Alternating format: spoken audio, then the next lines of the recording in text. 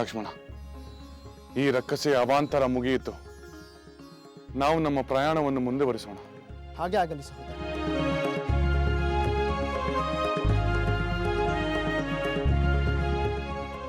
ಲಕ್ಷ್ಮಣ, ಜಟಾಯುವಿನಂತೆ ಆ ರಾವಣನೊಂದಿಗೆ ಹೋರಾಡಿ ನನ್ನ ಸೀತೆಯನ್ನು ರಕ್ಷಿಸುವ ಪರಾಕ್ರಮಶಾಲಿಯಾದ ವೀರ ಇನ್ನೊಬ್ಬನಿದ್ದಿದ್ದರೆ ಬಹುಶಃ ಈ ದಾರಿಯಲ್ಲಿ ನನ್ನ ಸೀತೆ ಸಿಗುತ್ತಿದ್ದಳು. ಆದರೆ ಹತಭಾಗ್ಯನಾದ ನನಗೆ ಆ ಅದೃಷ್ಟವಿಲ್ಲ ಲಕ್ಷ್ಮಣ. ಸಹೋದರ, ದುಃಖ ಸಂಕಟಗಳು ತಾತ್ಕಾಲಿಕ. ನಾವು ಬಹುಬೇಗನೆ ಶುಭವನ್ನು ಕಾಣುತ್ತೇವೆ. ಆ ನಂಬಿಕೆ ತೆಳುವಾಗುತ್ತಿದೆ ಲಕ್ಷ್ಮಣ.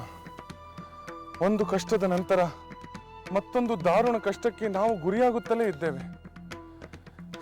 ಕಷ್ಟದ ನಂತರ ಸುಖ ಬರುವುದೆಂಬ ಮಾತು ಹುಸಿಯಾಗಿ ಕಷ್ಟಗಳ ಮೇಲೆ ಕಷ್ಟ ಬರುತ್ತಾನೇ ಇದೆ. ಈಗ ಒದಗಿರುವ ಕಡು ಕಠಿಣದ ಆಪತ್ತು ನಮ್ಮ ಜೀವಿತವನ್ನು ಕಡೆಗಾಣಿಸುವುದೋ ಏನೋ. ಸಹೋದರ, ನೀನು ಅಷ್ಟು ದುರ್ಬಲನಲ್ಲ. ಸತ್ವಶಾಲಿಯಾದ ನೀನು ಎಂತಹ ದಾರುಣವಾದ ಕಷ್ಟ ಬಂದರೂ ಅದನ್ನು ಯಶಸ್ವಿಯಾಗಿ ದಾಟುವೆ ಎಂಬ ನಂಬಿಕೆ ಇದೆ. ನಿನ್ನ ಶೌರ್ಯ ಪರಾಕ್ರಮದ ಎದುರು 100 ರಾವಣರು ಬಂದರೂ ಅವರು ಭಸ್ಮಭೂತರಾಗುತ್ತಾರೆಂಬ ಭರವಸೆ ನನಗಿದೆ. ಆದರೆ ಲಕ್ಷ್ಮಣ, ಈ ಕ್ಷಣದ ನೋವು ಸಂಕಟಗಳನ್ನು ನಾನು ಸಹಿಸಲು ಸಾಧ್ಯವಾಗುತ್ತಿಲ್ಲ. ನಮ್ಮ ವೈಯಕ್ತಿಕ ನೋವುಗಳಲ್ಲಿ ಮುಳುಗಿ ನಮ್ಮ ಕರ್ತವ್ಯಗಳನ್ನು, ನಮ್ಮ ಧರ್ಮ ಪಾಲನೆಯನ್ನು ಮರೆಯಬಾರದೆಂದು ನೀನೇ ಹೇಳುವೆಯಲ್ಲವೇ? ನಿನ್ನ ನೋವಿಗೆ ಕಾರಣನಾದ ಆ ದುಷ್ಟ ರಾವಣನನ್ನು ಸಂಹರಿಸುವುದು ಲೋಕ ಕಲ್ಯಾಣದ ಕಾರ್ಯವಾಗಬಹುದು. ನಿನ್ನ ನೋವಿನಿಂದ ಈ ಲೋಕಕ್ಕೆ ನೆಮ್ಮದಿಯುಂಟಾಗಬಹುದು. ಲಕ್ಷ್ಮಣ, ಸರಿಯಾದ ಸಮಯದಲ್ಲಿ ನೀನು ನನ್ನನ್ನು ಎಚ್ಚರಿಸಿದೆ. ನಿನ್ನ ಮಾತುಗಳು ನಿಜ. ನಮ್ಮ ವೈಯಕ್ತಿಕ ನೋವುಗಳೇ ದೊಡ್ಡದಾಗಬಾರದು. ಆಗಲಿ, ನಾನು ನನ್ನ ನೋವುಗಳನ್ನು ನುಂಗಲು ಪ್ರಯತ್ನಿಸುತ್ತೇನೆ. ಆದರೆ ಏನು ಮಾಡುವುದು ಲಕ್ಷ್ಮಣ? ಕಾಲನ ಹಿಡಿತಕ್ಕೆ ಸಿಕ್ಕಿದರೆ ವೀರನಾಗಲಿ, ಸತ್ವಶೀಲನಾಗಲಿ, ಜಿತೇಂದ್ರಿಯನಾಗಲಿ ಕುಸಿದು ಹೋಗುತ್ತಾನೆ.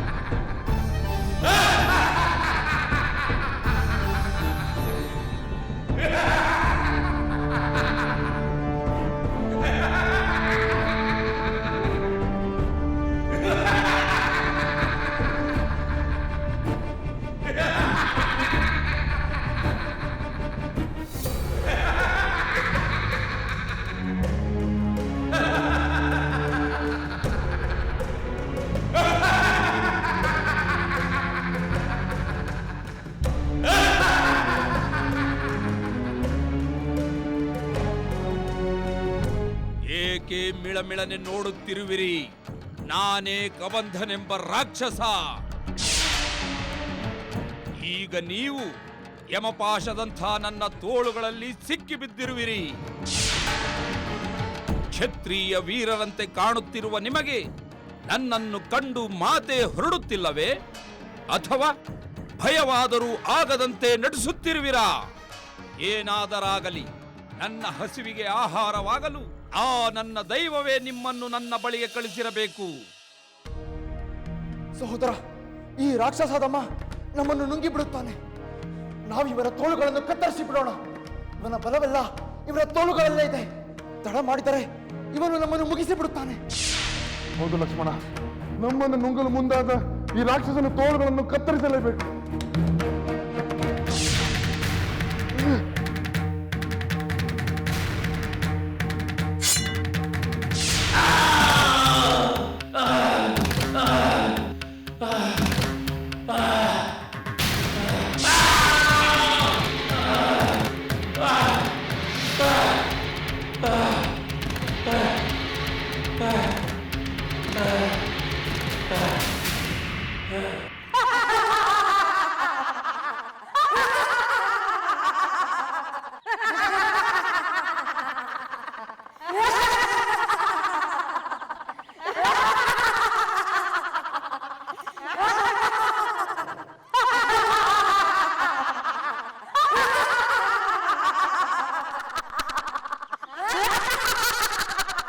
ಎಲೈ ಸೀತೆ, ಇಲ್ಲಿ ಕೇಳು. ನಾವು ನಿನ್ನನ್ನು ಏಕೆ ಹೆದರಿಸುತ್ತಿಲ್ಲವೆಂದು ನಿನಗೆ ಗೊತ್ತೇ? ನಮ್ಮ ಪ್ರಭುಗಳು ಅವರ ಪರಾಕ್ರಮದ ಕಥೆಗಳನ್ನು ನಿನಗೆ ಹೇಳಿ ಒಪ್ಪಿಸಬೇಕೆಂದು ಆಜ್ಞೆ ಮಾಡಿದ್ದಾರೆ. ಅದಕ್ಕೆ ಹಾ, ಅವರ ಪರಾಕ್ರಮವನ್ನು ಕೇಳಿದ ಮೇಲಾದರೂ ನೀನು ಅವರಿಗೆ ಒಲಿದರೆ ನಾವು ಪಟ್ಟ ಶ್ರಮವೂ ಸಾರ್ಥಕ, ನಿನಗೂ ಒಳ್ಳೆಯದು. ನಮ್ಮ ಪ್ರಭು ನಿನಗೆ ಮಾತ್ರ ಇಷ್ಟು ಕರುಣೆ ತೋರಿಸುತ್ತಿರುವುದು ನಿನ್ನ ಅದೃಷ್ಟ. ಹ, ಆ ಅಪ್ಸರೆ ರಂಬೆಗೂ ಕೂಡ ನಮ್ಮ ಪ್ರಭುಗಳು ಕಿಂಚಿತ್ತು ಅಯ್ಯೋ ಎನ್ನಲಿಲ್ಲ. ಆ ರಂಬೆಯ ವಿಷಯವನ್ನು ಇವಳಿಗೆ ಹೇಳು. ಹಾ ಒಮ್ಮೆ ನಮ್ಮ ಪ್ರಭುಗಳು ದೇವಲೋಕದಲ್ಲಿ ದಿಗ್ವಿಜಯವನ್ನು ಸಾಧಿಸಿ ಹಿಂದಿರುಗುತ್ತಿರುವಾಗ ದೇವಲೋಕದ ಅಪ್ಸರೆ ರಂಬೆ ಎದುರಿಗೆ ಬಂದಳು. ಆಗ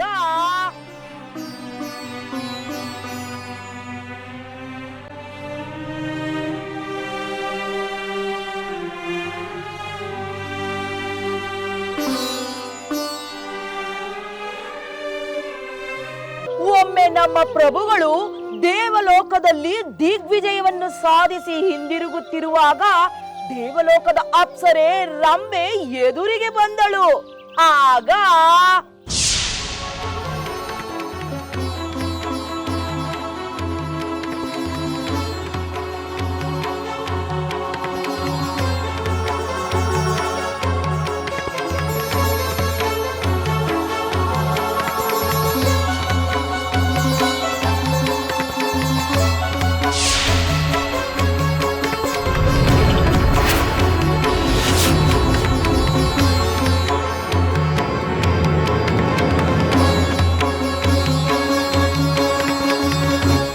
ದೇವಸುಂದರಿ, ಎತ್ತ ಕಡೆ ನಿನ್ನ ಪಯಣ. ನಿನ್ನನ್ನು ನಿರೀಕ್ಷಿಸುತ್ತಿರುವ ಭಾಗ್ಯಶಾಲಿ ಯಾರು? ಅವನೇನು ಯಕ್ಷನೋ, ಗಂಧರ್ವನೋ, ಕಿಂಪುರುಷನೋ, ದೇವೇಂದ್ರನೋ? ನಿನ್ನ ಆಗಮನಕ್ಕಾಗಿ ಕಾಯುತ್ತಿರುವ ಆ ಭಾಗ್ಯಶಾಲಿ ಯಾರು ಸುಂದರಿ? ನನ್ನ ಪ್ರಿಯಕರ ನನಗಾಗಿ ಕಾದಿದ್ದಾನೆ. ನಾನು ಕೂಡಲೇ ಅವನ ಬಳಿಗೆ ತೆರಳಬೇಕು. ಮಹಾಬಾಹು, ದಯಮಾಡಿ ನನಗೆ ದಾರಿ ಬಿಡು. ಭಲೆ ಭಲೆ ಭಲೆ, ನನ್ನ ಊಹೆ ಸರಿಯಾಯಿತು. ಯಾವ ಊಹೆ? ಈ ನಿನ್ನ ಶೃಂಗಾರ ಲಾವಣ್ಯಗಳನ್ನು ಕಂಡ ಕೂಡಲೇ ಇದನ್ನೆಲ್ಲ ಯಾರೋ ಪ್ರಿಯಕರನಿಗಾಗಿ ನೀನು ಮಾಡಿಕೊಂಡಿರುವ ವಿಶೇಷ ಅಲಂಕಾರಗಳೆಂದು ಊಹಿಸಿದೆ. ನಿನ್ನ ಊಹೆ ನಿಜವಾಗಿದೆ. ನನ್ನ ಪ್ರಿಯಕರನನ್ನು ಆನಂದಪಡಿಸಲೆಂದೇ ನಾನು ಅಲಂಕೃತಳಾಗಿ ಹೊರಟಿದ್ದೇನೆ. ಆಹಾ, ಇನ್ನು ನಿನ್ನ ಪ್ರಯತ್ನವನ್ನು ಬಿಟ್ಟು ಬಿಡು. ಏಕೆ ಏಕೆ ಬಿಟ್ಟು ಬಿಡಬೇಕು? ಏ ದಶಕಂಠ ರಾವಣನ ದೃಷ್ಟಿ ನಿನ್ನ ಮೇಲೆ ಬಿದ್ದ ಮೇಲೆ ಈ ಲೋಕದಲ್ಲಿ ನೀನು ಯಾವ ಪ್ರಿಯಕರನನ್ನು ನೆನೆಯಬೇಕಾಗಿಲ್ಲ. ನಿನ್ನಂತಹ ಅಪೂರ್ವ ಸುಂದರಿ ನನ್ನಂತಹ ಪುರುಷೋತ್ತಮನನ್ನೇ ಸೇರಬೇಕು, ಆನಂದ ಪಡಿಸಬೇಕು, ಆನಂದ ಪಡಬೇಕು. ಬಾ ಸುಂದರಿ, ನನ್ನೊಡನೆ ಸರ್ವ ಸುಖವನ್ನು ಅನುಭವಿಸು ಬಾ. ರಾವಣೇಶ್ವರ, ನಿನಗೆ ಇಂಥ ಮಾತು ಉಚಿತವಲ್ಲ. ನೀನು ನನಗೆ ಮಾವನಾಗಬೇಕಾದವನು, ಅನ್ಯ ಪುರುಷರಿಂದ ನನ್ನನ್ನು ರಕ್ಷಿಸಬೇಕಾಗಿರುವವನು. ಧರ್ಮದ ದೃಷ್ಟಿಯಿಂದ ನಿನ್ನ ಸೊಸೆಯಾಗಿರುವ ನನ್ನಲ್ಲಿ ಇಂಥ ಮಾತುಗಳನ್ನು ಆಡಬೇಡ. ಏನು? ನೀನು ನನ್ನ ಸೊಸೆ, ನಾನು ನಿನ್ನ ಏ ಸುಂದರಿ, ನನ್ನ ಪುತ್ರ ಮಡದಿರು ಯಾರೆಂದು ನನಗೆ ತಿಳಿಯದೆ? ರಾವಣೇಶ್ವರ, ನಿನ್ನ ಸೋದರನಾದ ಕುಬೇರನ ಪುತ್ರನಾದ ನಳಕೂಬರನೇ ನನ್ನ ಪ್ರಿಯನಾಗಿದ್ದಾನೆ. ಓಹೋ, ನಳಕೂಬರನ ಪ್ರೇಯಸಿಯೋ ನೀನು? ಹೌದು, ನಳಕೂಬರ ಸುಂದರ, ಧರ್ಮಾಚರಣೆಯಲ್ಲಿ ಬ್ರಾಹ್ಮಣ, ಪರಾಕ್ರಮದಲ್ಲಿ ಕ್ಷತ್ರಿಯ, ಕ್ರೋಧದಲ್ಲಿ ಅಗ್ನಿ, ಕ್ಷಮೆಯಲ್ಲಿ ಭೂಮಿ ಅಂತ ಮಹಿಮಾನ್ವಿತನಾದ ನಳಕೂಬರನನ್ನು ಸೇರಲೆಂದೇ ಸಿಂಗರಿಸಿಕೊಂಡು ಹೊರಟಿದ್ದೇನೆ. ಅವನ ಮೇಲೆ ನನಗೆ, ನನ್ನ ಮೇಲೆ ಅವನಿಗೆ ಗಾಢವಾದ ಪ್ರೇಮವಿದೆ. ದಯಮಾಡಿ ನನಗೆ ಅಡ್ಡಿಪಡಿಸಬೇಡ ರಾವಣೇಶ್ವರ. ನೀನು ನನಗೆ ಸೊಸೆ ಇರಬಹುದು, ಆದರೆ ನಾನು ನಿನಗೆ ಮಾವನಲ್ಲ. ಸುಂದರಿ, ನಾನು ನಿನ್ನ ಸೌಂದರ್ಯವನ್ನು ಮೋಹಿಸಿದ್ದೇನೆ. ನಿನ್ನನ್ನು ಸೇರಬೇಕೆಂಬ ನನ್ನ ಆಸೆಯನ್ನು ನಾನು ನಿಯಂತ್ರಿಸಲಾಗುತ್ತಿಲ್ಲ. ನೀನು ನನ್ನ ವಶವಾಗಲೇಬೇಕು. ಯಾವ ನೆಪವೂ ಅದನ್ನು ತಡೆಯಲಾಗುವುದಿಲ್ಲ. ಬಾ ಬೇಡ ಸುಂದರಿ. ರಾವಣೇಶ್ವರ, ನೀತಿಯನ್ನು ಮೀರಬೇಡ. ನನ್ನನ್ನು ಬಿಟ್ಟು ಬಿಡು, ಬಿಟ್ಟು ಬಿಡು, ಬಾ. ಬಿಡು. ಈಗಲಾದರೂ ನಮ್ಮ ಪ್ರಭುಗಳ ಪರಾಕ್ರಮವೇನೆಂದು ನಿನಗೆ ಅರ್ಥವಾಗಿದೆಯೇ?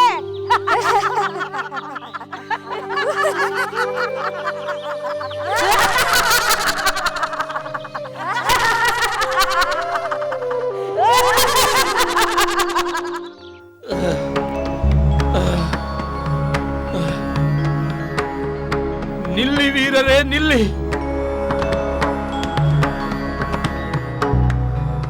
ಇನ್ನು ನನ್ನಿಂದ ನಿಮಗೆ ಯಾವ ಅಪಾಯವೂ ಇಲ್ಲ. ನನ್ನನ್ನು ನಂಬಿ. ನಾನು ನಿಮಗೆ ಒಂದು ವಿಷಯವನ್ನು ಹೇಳಬೇಕು. ನಾನು ರಾಕ್ಷಸನಲ್ಲ, ಶಾಪಗ್ರಸ್ತ ದೇವತೆ. ಮುಂದೆ ಹೇಳು ಕಬಂಧ. ನನ್ನ ಕೋರಿಕೆಯನ್ನು ಮನ್ನಿಸಿ ನನ್ನ ಮಾತುಗಳನ್ನು ಕೇಳುತ್ತಿರುವ ನಿಮಗೆ ನನ್ನ ಪ್ರಣಾಮಗಳು. ನೀನು ಯಾರು? ಶಾಪ ಉಂಟಾಗಲು ಇಂತಹ ಘೋರ ರೂಪ ತಾಳಲು ಕಾರಣವೇನು? ಹೇಳುತ್ತೇನೆ. ನಾನು ಹಿಂದೆ ಸುಂದರವಾದ ತೇಜೋಪುಂಜವಾದ ದೇಹವನ್ನು ಹೊಂದಿದ್ದೆ. ಆದರೆ ನಾನು ಭಯಂಕರವಾದ ರೂಪವನ್ನು ತಾಳಿ ಲೋಕದಲ್ಲಿ ಭಯವುಂಟು ಮಾಡುತ್ತಾ ಅರಣ್ಯದಲ್ಲಿ ಋಷಿಗಳಿಗೆ ಪರಿಪರಿಯಾಗಿ ಕಾಟ ಕೊಡುತ್ತಾ ವಿನೋದ ಪಡುತ್ತಿದ್ದೆ. ಒಂದು ಸಲ ಸ್ಥೂಲ ಶಿರಸನೆಂಬ ಋಷಿ ಮುನಿ ಕಾಡಿನಲ್ಲಿ ಗೆಡ್ಡೆ ಗೆಣಸುಗಳನ್ನು ಸಂಗ್ರಹಿಸುತ್ತಿದ್ದ. ನಾನು ಈ ಘೋರ ರೂಪವನ್ನು ತಾಳಿ ಅವನನ್ನು ಹೆದರಿಸಿದ್ದೆ.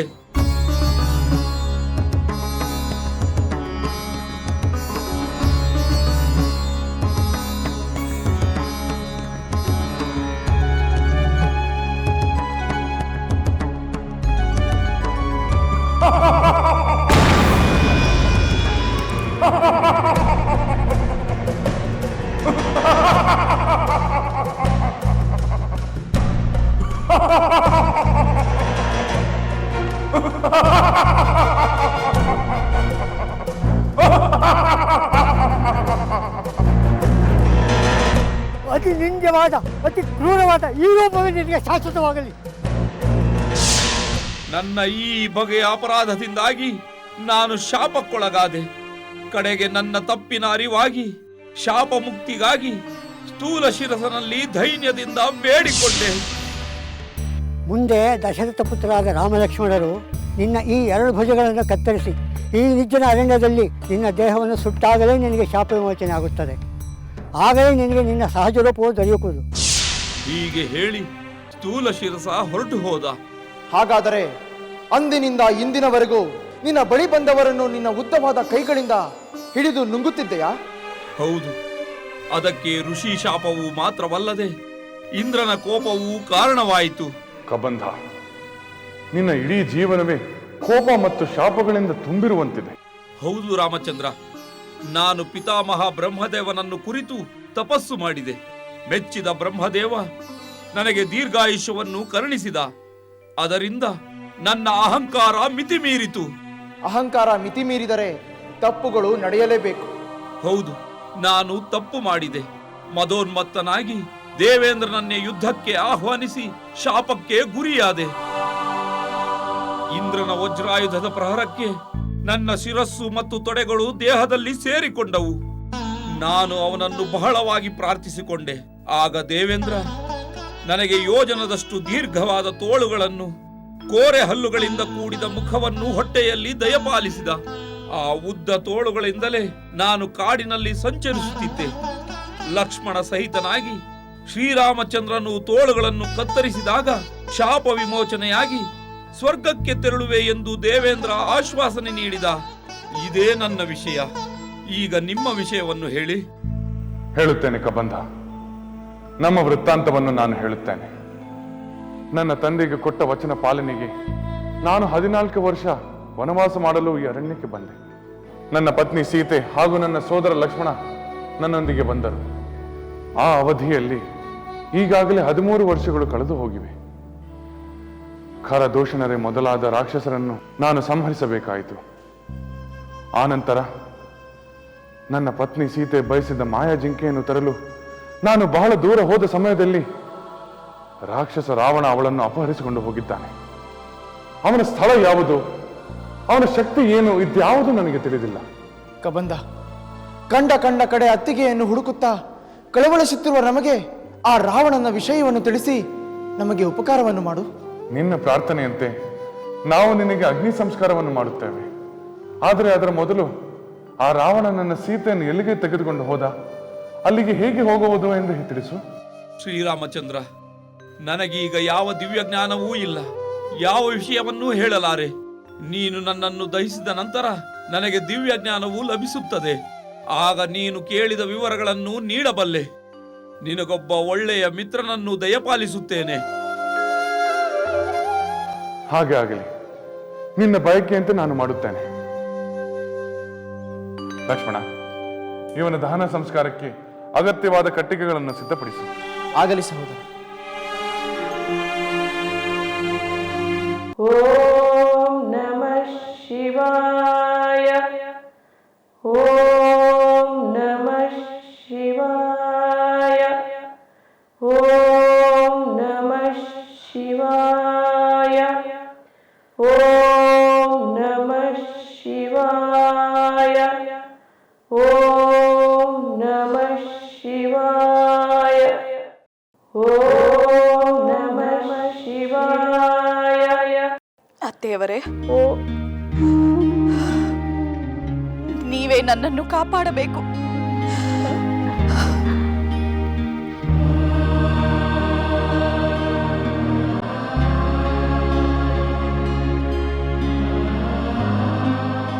ಮಂಡೋದರಿ, ಏಕೆ ಈ ದುಃಖ? ಅಪ್ರತಿಮ ಪರಾಕ್ರಮಿಯಾದ ರಾವಣನ ಮಡದಿ ನೀನು, ನಿನಗೆ ದುಃಖವೇ? ಆ ಕಾರಣದಿಂದಲೇ ನನಗೆ ದುಃಖ ಅತ್ತೆಯವರೇ. ಏನು ಹೇಳುತ್ತಿರುವೆ ಮಂಡೋದರಿ? ರಾವಣನಿಗೆ ಏನಾಗಿದೆ? ನೀನು ದುಃಖಿಸುತ್ತಿರುವಂತ ಆಪತ್ತೇನಾದ್ರೂ ರಾವಣನಿಗೆ ಸಂಭವಿಸಿದೆ? ಅವರಿಗೆ ಯಾವ ಆಪತ್ತು ಸಂಭವಿಸಿಲ್ಲ ಅತ್ತೆ. ನನ್ನ ಪತಿಯಿಂದ ಇನ್ನೊಬ್ಬರಿಗೆ ಆಪತ್ತು ಒದಗಿದೆ. ಯಾರಿಗೆ ಆಪತ್ತು? ಎಂಥ ಆಪತ್ತು? ಅತ್ತೆಯವರೇ, ಮಹಾಸಾಧ್ವಿಯು ಪರಮ ಪತಿವ್ರತೆಯೂ ಆದ ಅಯೋಧ್ಯೆಯ ಶ್ರೀರಾಮಚಂದ್ರನ ಪತ್ನಿಯಾದ ಸೀತಾದೇವಿಯನ್ನು ನಿಮ್ಮ ಪುತ್ರ ಅಪಹರಿಸಿ ತಂದಿದ್ದಾರೆ. ಮಂಡೋದರಿ, ನಿನ್ನ ಮಾತು ನಿಜವೇ? ನನ್ನ ಪುತ್ರ ರಾವಣ ಪರಸ್ತ್ರೀಯನ್ನು ಅಪಹರಿಸಿಕೊಂಡು ಬಂದಿದ್ದಾನೆಯೇ? ಹೌದು ಅತ್ತೆಯವರೇ. ಅವಳನ್ನು ತಮ್ಮ ವಶ ಮಾಡಿಕೊಳ್ಳಲು ಇನ್ನಿಲ್ಲದ ಪ್ರಯತ್ನ ಮಾಡಿ ಆಕೆ ನಿರಾಕರಿಸಿದಾಗ ಅಶೋಕವನದಲ್ಲಿ ದಾಸಿಯರ ಕಾವಲಿನಲ್ಲಿರಿಸಿ ಅವಳಿಗೆ ಹಿಂಸೆಯನ್ನು ನೀಡುತ್ತಿದ್ದಾರೆ. ಪತಿವ್ರತೆಯಾದ ಸೀತೆ ಪ್ರತಿ ಕ್ಷಣ ತನ್ನ ಪತಿಯನ್ನು ನೆನೆದು ಕಣ್ಣೀರಿಡುತ್ತಿದ್ದಾಳೆ ಅತ್ತೆ. ಪರಮೇಶ್ವರ, ನಾನು ಏನೇನೋ ಕೇಳುತ್ತಿದ್ವಿ. ಅವಳ ಪಾತಿವ್ರತ್ಯದ ಮಹಿಮೆಯಿಂದ ಶಿವಧನಸ್ಸನ್ನೇ ಮುರಿದ ಮಹಾವೀರ ಶ್ರೀರಾಮಚಂದ್ರನ ಪರಾಕ್ರಮದಿಂದ ನಿಮ್ಮ ಪುತ್ರ ಎಂಥ ಆಪತ್ತಿನಲ್ಲಿ ಸಿಲುಕುವರೋ, ಈ ಲಂಕೆಯಲ್ಲಿ ಏನು ನಡೆದು ಬಿಡುವುದೋ ಎಂದು ನನಗೆ ಭಯವಾಗುತ್ತಿದೆ. ಮಂಡೋದರಿ, ನಿನ್ನ ಮಾತುಗಳನ್ನು ಕೇಳಿದ ಮೇಲೆ ನಿನ್ನಷ್ಟೇ ನನಗೂ ಆತಂಕ ಉಂಟಾಗುತ್ತಿದೆ.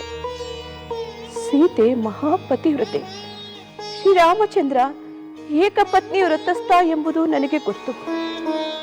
ಈ ಅಚಾತುರ್ಯದಿಂದ ಖಂಡಿತ ಮಹಾ ವಿಪತ್ತೇ ಸಂಭವಿಸುತ್ತದೆ. ಈ ವಿಪತ್ತನ್ನು ತಡೆಯಬೇಕೆಂದರೆ ಮೊದಲು ಸೀತೆಯನ್ನು ಶ್ರೀರಾಮಚಂದ್ರನಿಗೆ ಒಪ್ಪಿಸುವುದೇ ದಾರಿ. ಇಲ್ಲವಾದರೆ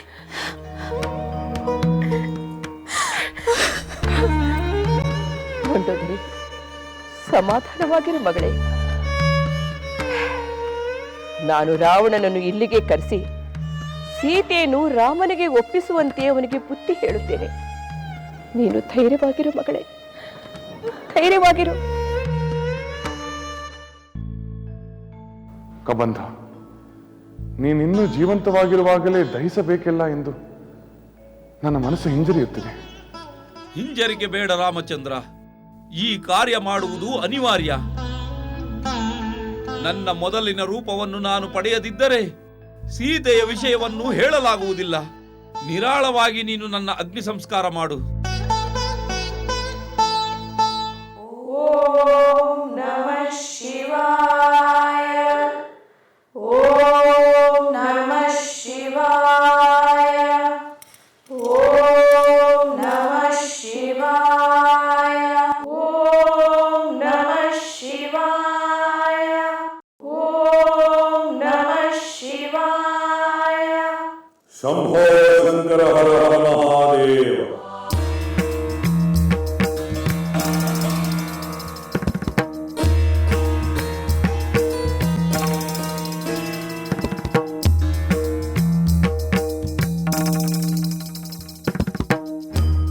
ಮಾತೆ ನಮೋ ನಮಃ.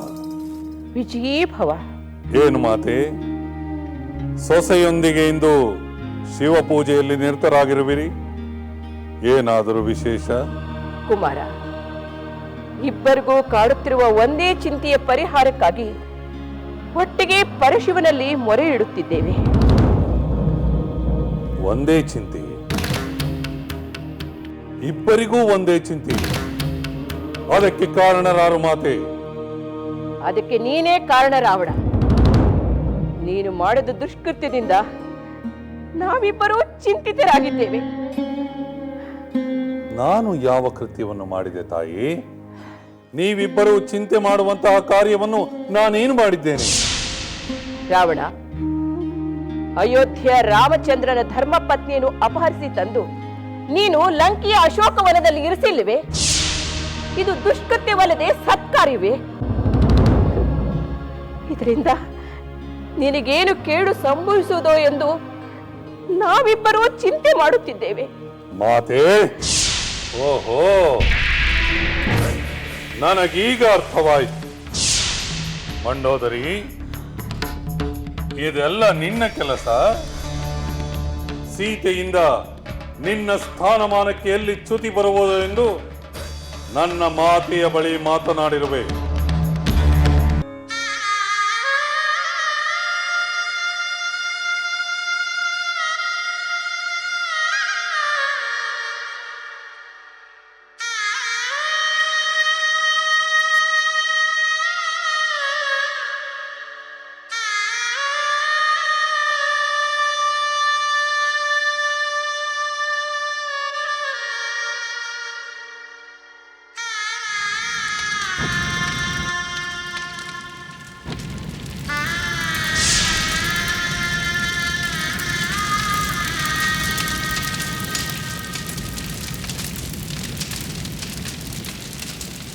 ದಶರಥ ಪುತ್ರರೇ, ನಿಮ್ಮ ಕೃಪೆಯಿಂದ ನನ್ನ ಶಾಪ ವಿಮೋಚನೆಯಾಗಿ ಮರಳಿ ದಿವ್ಯ ದೇಹವನ್ನು ಪಡೆದೆ.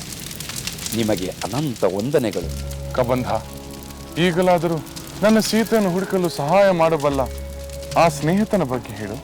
ತಿಳಿಸುತ್ತೇನೆ ರಾಮಚಂದ್ರ, ಖಂಡಿತ ತಿಳಿಸುತ್ತೇನೆ. ಇಂಥ ಸಂಕಟ ಸಂದರ್ಭದಲ್ಲಿ ನಿಮಗೆ ಮಿತ್ರನಾಗಬಲ್ಲವ ಒಬ್ಬನಿದ್ದಾನೆ. ಪಂಪ ಸರೋವರದ ಪರಿಸರದಲ್ಲಿ ಋಷ್ಯಮೂಕವೆಂಬ ಪರ್ವತ ಪ್ರದೇಶದಲ್ಲಿ ಕೆಲವೇ ಸಹಾಯಕರೊಂದಿಗೆ ಸುಗ್ರೀವನೆಂಬ ವಾನರ ಶ್ರೇಷ್ಠನಿದ್ದಾನೆ. ಅವನು ಮಹಾವೀರ. ಇಂದ್ರನ ಪುತ್ರನಾದ ವಾಲಿ ಅವನ ಸೋದರ. ಕಾರಣಾಂತರಗಳಿಂದ ಕ್ರುದ್ಧನಾದ ವಾಲಿ ಸುಗ್ರೀವನ ಪತ್ನಿಯನ್ನು ವಶಪಡಿಸಿಕೊಂಡು ಸುಗ್ರೀವನನ್ನು ರಾಜಭ್ರಷ್ಟನನ್ನಾಗಿ ಮಾಡಿದ. ಸುಗ್ರೀವನು ನಿನ್ನಂತೆ ಕಷ್ಟದಲ್ಲಿರುವುದರಿಂದ ಅವನು ನಿನಗೆ ಒಳ್ಳೆಯ ಸ್ನೇಹಿತನೂ ಆಗುತ್ತಾನೆ. ಖಂಡಿತವಾಗಿಯೂ ಸೀತೆಯನ್ನು ಹುಡುಕಲು ನಿನಗೆ ನೆರವಾಗುತ್ತಾನೆ. ಹಾಗಾದರೆ ಆ ಸುಗ್ರೀವನು ನನ್ನಂತೆಯೇ ಪತ್ನಿಯ ವಿಯೋಗದ ದುಃಖವನ್ನು ಅನುಭವಿಸುತ್ತಿದ್ದಾನೆ? ಹೌದು ರಾಘವ, ಸಮಾನ ದುಃಖಿಗಳಾದ ನಿಮ್ಮ ಸ್ನೇಹ ಫಲಪ್ರದವಾಗಲಿ. ಶೀಘ್ರವಾಗಿ ಹೋಗಿ ಅವನನ್ನು ಕಾಣು. ವಾನರನಾದರೂ ಅವನು ಸುಸಂಸ್ಕೃತ, ಶಕ್ತಿ ಸಂಪನ್ನ. ಈಗಿನ ನಿಮ್ಮ ಸ್ನೇಹ ಮುಂದಿನ ಕಾರ್ಯದಲ್ಲಿ ಖಂಡಿತ ನೆರವಾಗುತ್ತದೆ. ಪರಸ್ಪರ ಸಹಾಯದಿಂದ ನಿಮ್ಮ ಮೈತ್ರಿ ಗಾಢವಾಗುತ್ತದೆ. ಆ ಸುಗ್ರೀವನಿಗೆ ರಾವಣ ಎಲ್ಲಿರುವನೆಂಬುದು ತಿಳಿದಿದೆಯೇ? ಅವನಿಗೆ ತಿಳಿಯದಿರುವ ವಿಷಯವೇ ಇಲ್ಲ. ತಿಳಿಯದಿದ್ದರೂ ತನ್ನ ವಾನರ ವೀರರ ನೆರವಿನಿಂದ ತಿಳಿದುಕೊಳ್ಳುತ್ತಾನೆ. ಖಂಡಿತ ಸೀತೆಯನ್ನು ಹುಡುಕುವಲ್ಲಿ ನಿಮಗೆ ನೆರವಾಗುತ್ತಾನೆ. ಕಬಂಧ, ನೀನು ಹೇಳಿದ ವಿವರಗಳಿಂದ ನನಗೆ ಸಮಾಧಾನವಾಗಿದೆ. ನಿನ್ನ ಸಹಾಯಕ್ಕೆ ನಾವು ಕೃತಜ್ಞರಾಗಿದ್ದೇವೆ. ಉಪಕಾರ ನಿಮ್ಮಿಂದಾಯಿತು ರಾಮಚಂದ್ರ. ನನ್ನ ಶಾಪ ವಿಮೋಚನೆಗೆ ನೀವು ನೆರವಾದಿರಿ. ಶುಭವಾಗಲಿ. ನಾನಿನ್ನು ಬರುತ್ತೇನೆ.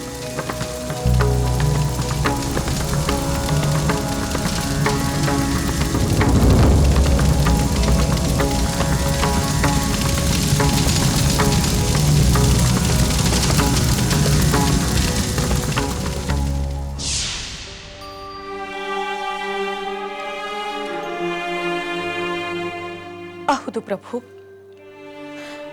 ಅತ್ತೆಯವರ ಬಳಿ ನಾನು ಮಾತನಾಡಿದ್ದು ನಿಜ. ಆದರೆ ನನ್ನ ಸ್ಥಾನಮಾನಗಳ ಭಯದಿಂದ ಅಲ್ಲ. ಈ ಕೃತ್ಯದಿಂದ ನಿಮಗಾವ ಆಪತ್ತು ಸಂಭವಿಸುವುದೋ ಎಂಬ ಭಯದಿಂದ ನಾನು ನನ್ನ ಆತಂಕವನ್ನು ಹೇಳಿಕೊಂಡೆ.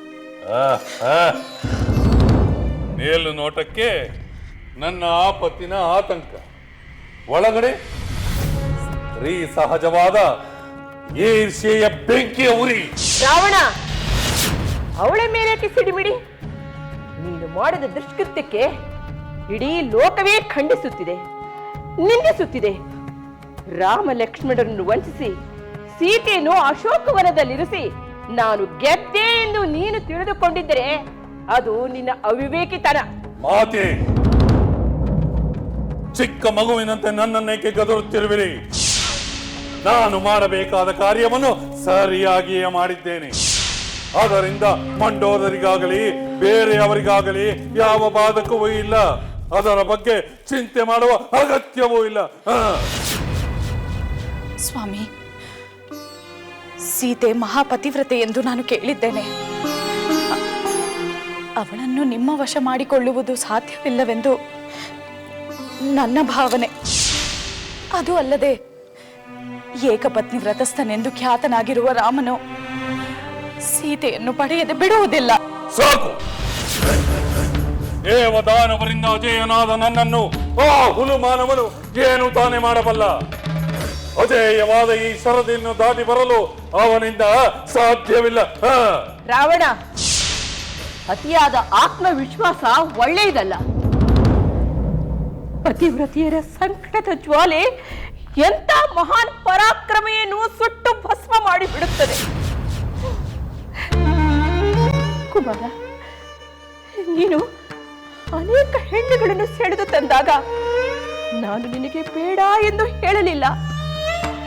ಆದರೆ ಸೀತೆ ವಿವಾಹಿತೆ, ಇದು ಒಳ್ಳೆಯದಲ್ಲ.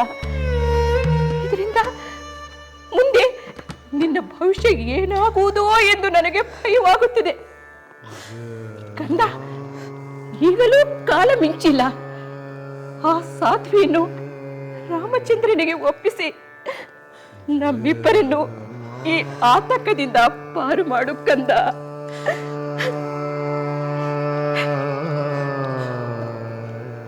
ಹೌದು ಸ್ವಾಮಿ, ಅತ್ತೆಯವರ ಮಾತನ್ನು ಕೇಳಿ ಅಶೋಕವನದಲ್ಲಿರುವ ಸೀತೆ ದುಃಖದಿಂದ ಕಣ್ಣೀರು ಸುರಿಸುವುದು ತಪ್ಪಲಿ. ಸಾಕು ಸಾಕು. ನನ್ನ ಕ್ಷೇಮಕ್ಕಾಗಿ ನೀವು ಚಿಂತಿಸುವ ಅಗತ್ಯವಿಲ್ಲ. ನನಗೆ ಬೇಕಾದ್ದನ್ನು ಪಡೆಯುವ ಸ್ವಾತಂತ್ರ್ಯ ನನಗಿದೆ. ಅದರಿಂದಾಗುವ ಬಾಧ್ಯತೆಗಳಿಗೆ ನಾನೇ ಹೊಣೆಯಾಗುತ್ತೇನೆ. ಸಹೋದರ ರಾವಣ,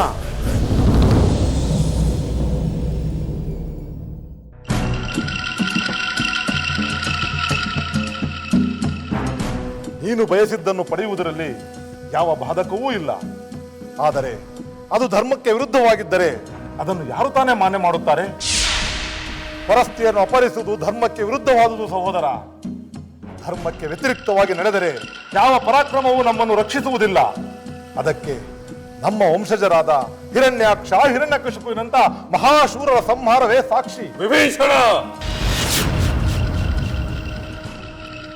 ನೀವೆಲ್ಲರೂ ಸೇರಿ ಸಂಚು ಮಾಡಿ ನನ್ನ ತೇಜೋವಧಿಯನ್ನು ಮಾಡುತ್ತಿರುವಿರಾ? ನೀವೆಲ್ಲ ನನಗೆ ಧರ್ಮವನ್ನು ಹೇಳುತ್ತಿರುವಿರಲ್ಲ. ನಮ್ಮ ಸೋದರಿ ಶೂರ್ಪನಖಿಗೆ ಕಿವಿ ಮೂಗಗಳನ್ನು ಕತ್ತರಿಸಿ ವಿರೂಪಗೊಳಿಸಿದ್ದು ಧರ್ಮವೇ? ಅದು ನನಗೂ ತಿಳಿದಿದೆ ರಾವಣ. ಆದ್ರೆ ನಿನ್ನ ಸಹೋದರಿ ಶೂರ್ಪನಖಿ ಮಾಡಿದ್ದು ಸರಿಯೇ? ತನ್ನ ಉದ್ದಟತನದಿಂದ ಸೀತೆಯನ್ನು ಕೊಲ್ಲಲು ಹೋದಾಗಲಲ್ಲವೇ ಅವರು ಅವಳನ್ನು ವಿರೂಪಗೊಳಿಸಿದ್ದು. ಮಾತೆ ಮಾತೆ ಮಾತೆ ಮಾತೆ, ನಿನಗೆ ನನ್ನ ತಪ್ಪು ಮಾತ್ರ ಕಾಣಿಸುತ್ತದೆ, ಅನ್ಯರದ್ದಲ್ಲ. ಹೆಚ್ಚು ಮಾತೇಕೆ? ಈ ವಿಷಯದಲ್ಲಿ ನಾನು ಯಾರ ಮಾತನ್ನು ಕೇಳುವುದಿಲ್ಲ. ನನ್ನ ಮನಸ್ಸಿಗೆ ಬಂದಂತೆ ಮಾಡುತ್ತೇನೆ.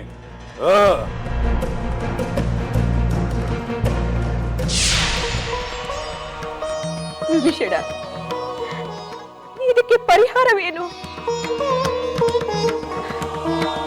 ಮಾತೆ, ಈಗ ನನಗೆ ತೋಚುತ್ತಿರುವ ಪರಿಹಾರವೆಂದರೆ ಇಲ್ಲಿರುವ ಸೀತೆಗೆ ರಾವಣನಿಂದ ಯಾವುದೇ ರೀತಿ ಅಪಚಾರವಾಗದಂತೆ ನಾವು ನೋಡಿಕೊಳ್ಳಬೇಕು.